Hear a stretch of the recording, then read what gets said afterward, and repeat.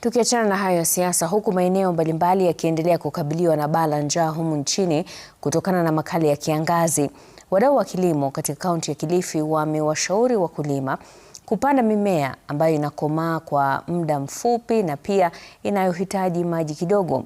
Wakiongozwa na mkurugenzi mtendaji wa shirika la Agapeka Children Hope Center, Jonathan Guyo, wadau hao wamesema kuwa ipo haja kwa wakulima kukumbatia mbinu za kisasa za kilimo endelevu, haswa kwa wale wanaoishi karibu na maeneo chepechepe.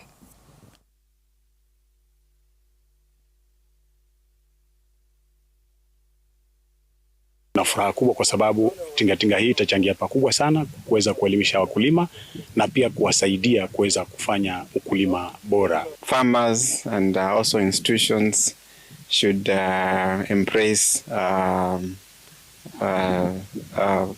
farming practices which conserve the environment and also take care of the climate change.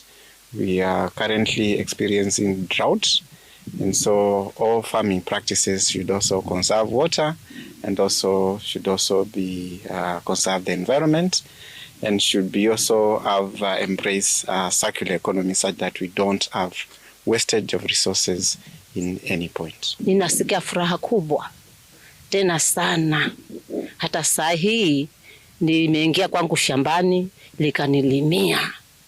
Ninasikia furaha iliyo juu kabisa, na ninaomba saa hii mkuwe pamoja nasi, mtusaidie.